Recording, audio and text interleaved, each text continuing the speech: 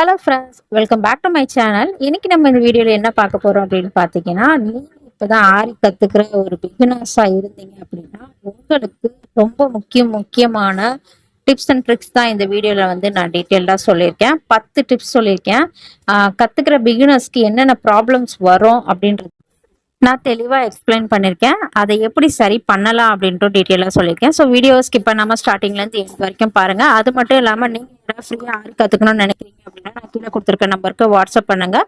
இப்போ next பேட்சுக்கான registration போயிட்டுருக்கு. So class வந்து கம்ப்ளீட்டாக ஃப்ரீ தான். சர்டிஃபிகேட்குரிய அமௌண்ட் மட்டும் நீங்கள் பே பண்ணால் போதும், கிளாஸில் ஜாயின் பண்ணிக்கலாம். ஓகே, இப்போ வாங்க வீடியோக்குள்ளே போகலாம். நம்ம டிப் நம்பர் ஃபர்ஸ்ட்டாக என்ன பார்க்க போகிறோம் அப்படின்னு பார்த்தீங்கன்னா, ஆரிக்கு மெயினானது chain stitch. So chain stitch நமக்கு ரொம்பவே இம்பார்ட்டனா எல்லா டைரக்ஷன்லயும் போட தெரிஞ்சிருக்கணும். அது வந்து நிறைய பேருக்கு ஸ்டார்டிங்ல ப்ராப்ளமா இருக்கும். அதாவது சில்க் த்ரெட் ஹேண்டில் பண்றது கஷ்டமா இருக்கும். ஃபர்ஸ்ட் வந்து மிஷின் த்ரெட்ல நீங்க ப்ராக்டிஸ் பண்ணி பாருங்க. அதுக்கப்புறம் ஜரி த்ரெட்ல கூட ப்ராக்டிஸ் பண்ணலாம். பட் சில்க் த்ரெட்ல பண்ணதுக்கு அப்புறம் ஜரி த்ரெட்ல பண்ணீங்கன்னா என்ன கேட்டா பெஸ்ட். ஏன்னா ஜரி த்ரெட்ல ஈஸியா வந்துடும் உங்களுக்கு.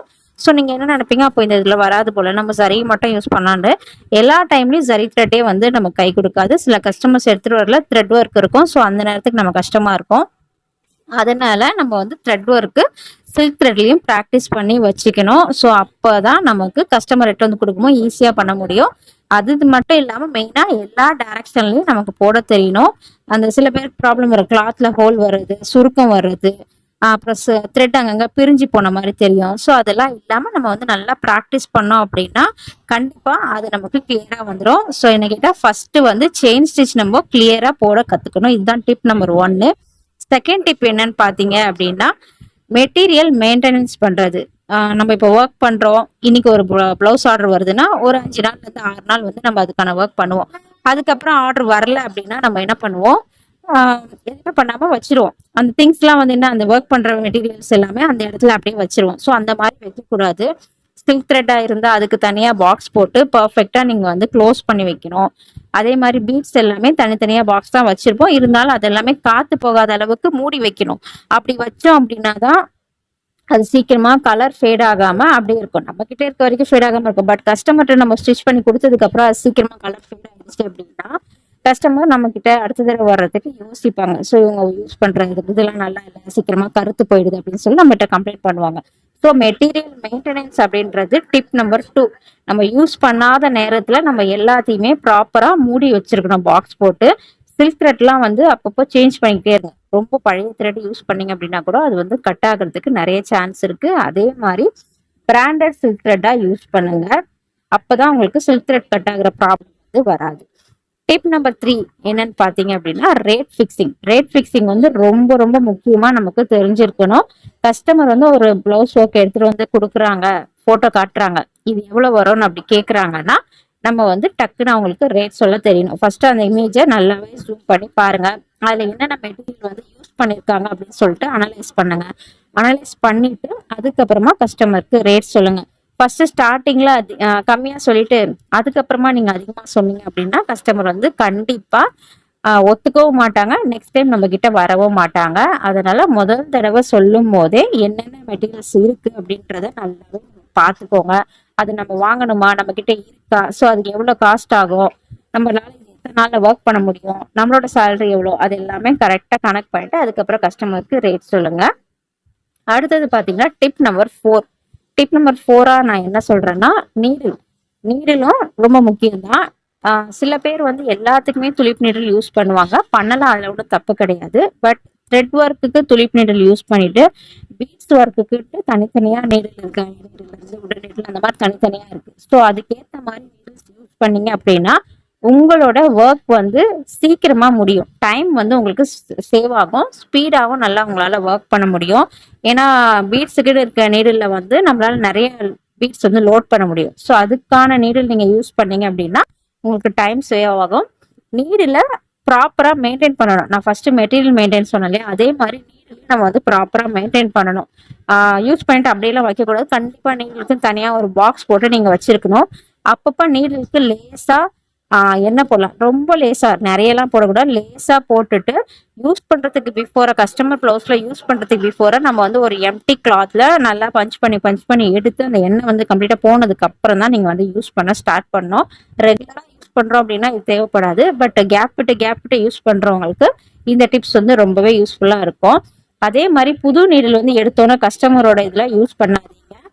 இன்கேஸ் யூஸ் பண்ணிட்டு இருக்க நீடில் உடஞ்சிச்சுன்னு புதுசாக வாங்க வேண்டிய அவசியம் வருது அப்படின்னா, வாங்கணும்னா நீங்கள் என்ன பண்ணுங்க, ஃபர்ஸ்ட் எம்டியாக ஏதாவது ஒரு கிளாத்ல நல்லா பஞ்ச் பண்ணி எடுங்க. ஒரு ஸ்டிச் வந்து நல்லா போட்டு பாருங்க. கம்ப்ளீட்டா போட்டு பார்த்ததுக்கு அப்புறமா நீங்க கஸ்டமரோட பிளவுஸ்ல ஒர்க் பண்ண ஸ்டார்ட் பண்ணுங்க. இது வந்து டிப் நம்பர் 4. டிப் நம்பர் 5 என்னன்னு பார்த்தீங்கன்னா, டைமிங். கஸ்டமர் வந்து ஒரு ஆர்டர் எடுக்கிறோம் அப்படின்னா, கஸ்டமர்கிட்ட ஃபஸ்ட் டைம் சொல்லும் போதே நம்மளால் மேக்ஸிமம் அந்த ஒர்க் பண்ணி முடிக்க எத்தனை நாள் ஆகும் அப்படின்றத கரெக்டாக கால்குலேட் பண்ணி ஒரு நாள் எக்ஸ்ட்ராவே நம்ம கஸ்டமர்கிட்ட சொல்லிடணும். ஒரு ஒர்க் கொண்டு வராங்க, சிம்பிளான ஒர்க் கொண்டு வராங்க, 3 நாள் ஆகும் இல்லை 5 நாள் ஆகும் நம்ம மைண்டுக்கு தெரியுதுன்னா, அப்போ கஸ்டமர்கிட்ட வந்து நம்ம 6 நாள் ஆகும் இதை முடிச்சு கொடுக்குறதுக்கு, இல்லை 7 நாள் ஆகும், அந்த மாதிரி ஒரு நாளாவது கஸ்டமர்கிட்ட அட்லீஸ்ட்டு நம்ம டைம் வந்து எக்ஸ்ட்ரா வாங்கிக்கிறோம். சீக்கிரமாக முடிச்சு கொடுத்தா கஸ்டமர் ஹாப்பி ஆவாங்க. அதே சொல்கிற டைமோட நம்ம வந்து எக்ஸ்ட்ரா எடுத்துட்டோம், கொடுக்கல அப்படின்னா கஸ்டமர் வந்து டிசப்பாயிண்ட் ஆவாங்க, நம்மக்கிட்ட தேவையில்லாமல் சண்டை போடுவாங்க, அது தேவையில்லாமல் ப்ராப்ளம்லாம் வரும் நமக்கு. ஸோ அதனால் கூட ஒரு நாள் கஸ்டமர்கிட்ட சொல்லும் போது எப்பயுமே ஒரு நாள் வந்து எக்ஸ்ட்ராவாக சொல்லிட்டிங்கன்னா நமக்கு வந்து எந்த ப்ராப்ளமும் இல்லாமல் போயிடும். டிப் நம்பர் 6 என்னன்னு பார்த்தீங்க அப்படின்னா, மெட்டீரியல் குவாலிட்டி.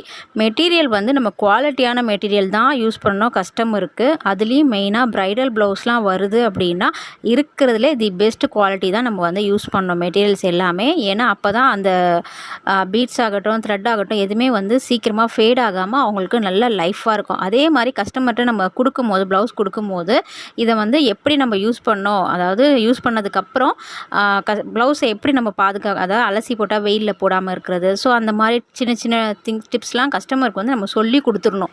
இல்லை அப்படின்னா அவங்க ஏதாவது மிஸ்டேக் பண்ணிவிட்டு நம்ம மேலே வந்து ப்ளேம் பண்ணுவாங்க. ஸோ அதனால் அதையும் வந்து நீங்கள் ஃபாலோ பண்ணிக்கோங்க. மெட்டீரியலும் குவாலிட்டியான மெட்டீரியல் வந்து யூஸ் பண்ணுங்கள். உங்களால் முடிஞ்ச அளவுக்கு குவாலிட்டியான மெட்டீரியல் வாங்கி யூஸ் பண்ணுங்கள்.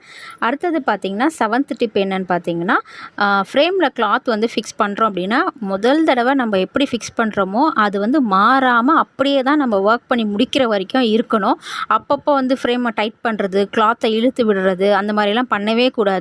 நம்ம ஒர்க் பண்ணிகிட்டே இருக்கோம், பாதியில் கிளாத்தை இழுக்கிறோம் அப்படின்னா கிளாத் வந்து அந்த இடத்துலேருந்து லேசாக மூவ் ஆகுதுன்னு அர்த்தம். அப்போ நம்மளோட ஒர்க்கும் அந்த இடத்துலேருந்து மூவ் ஆகிடும். ஸோ ஃபஸ்ட் டைம் கிளாத்தில் ஃபிக்ஸ் பண்ணும் போதே நல்லா டைட்டாக வந்து ஃபிக்ஸ் பண்ணிக்கோங்க. எந்த அளவுக்கு உங்களால் டைட்டாக பண்ண முடியுமோ அந்தளவுக்கு டைட்டாக பண்ணிவிடுங்க. அதே மாதிரி கிளாத் மேலே வேறு ஏதாவது திங்ஸ், நம்ம ஃபோன் யூஸ் பண்ணுறோன்னா அந்த ஃபோன் அது மேலே வைக்காதீங்க, மெட்டீரியல் ஏதாவது கிளாத் மேலே வைக்காதீங்க. ஸோ அப்படிலாம் வைக்கும்போது கிளாத் லூஸ் ஆகும். நம்ம கையை வந்து மொத்தமாக கிளாத் மேலே வச்சு நம்ம ஒர்க் பண்ணக்கூடாது. ஸோ இந்த மாதிரி சின்ன மிஸ்டேக்ஸ்லாம் நடக்கும். அதெல்லாம் பண்ணாமல் நீங்கள் வந்து பார்த்துக்கோங்க. அடுத்து டிப் நம்பர் 8. இப்போ வந்து நம்ம ஒர்க் வந்து பண்ணிகிட்ருக்கோம், சில்க் த்ரெட் யூஸ் பண்ணி பண்ணுறோம். பாதியில் வந்து த்ரெட்டு நமக்கு காலி ஆகிடுச்சு, நம்ம வந்து போய் வாங்கணும்.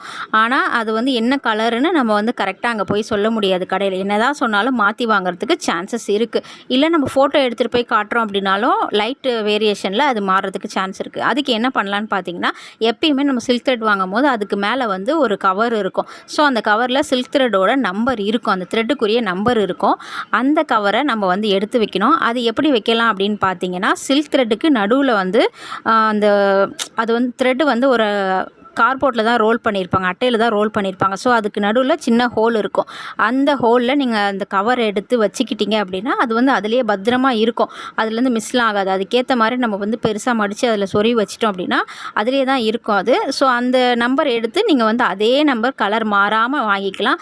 இது வந்து சில்க் த்ரெட்டுக்கான ஒரு டிப். இது அடுத்தது பார்த்திங்கன்னா டிப் நம்பர் 9 என்னென்னு நான் சொல்லுவேன்னா, கஸ்டமர் ஹேண்டலிங்கும் நமக்கு ரொம்ப முக்கியம். கஸ்டமர்கிட்ட நம்ம பேசுகிற விதம், கஸ்டமர் வராங்கன்னா அவங்கள அட்ராக்ட் பண்ணுற மாதிரி பேசணும். நமக்கு 1000 டென்ஷன் இருக்கும், அவங்க ஒரு வாங்குகிற கஸ்டமராக இருக்கலாம், வாங்காத கஸ்டமராக கூட இருக்கலாம். பட் இருந்தாலும் அவங்க யாராக இருந்தாலும் நம்ம வந்து ஹேண்டில் வந்து அவங்கள நல்லபடியாக பண்ணணும். ஒரு சாஃப்டாக பேசணும். இந்த டிசைனாக நான் பண்ணித்தரேன், இதுக்கு தானே, இதுக்கு ஒன்றும் பெரிய காஸ்ட்லாம் வராது, இது உங்களுக்கு ரொம்ப நல்லாயிருக்கும், இந்த கலர் உங்களுக்கு சூட்டபுளாக இருக்கும். அதுலேயே வந்து கஸ்டமருக்கு நம்ம சில காம்ப்ளிமெண்ட்லாம் பண்ணி கொடுக்கலாம். அது உங்கள் ஏரியாவையும் நீங்கள் வாங்குகிற காஸ்ட்டையும் பொறுத்தது தான் அது.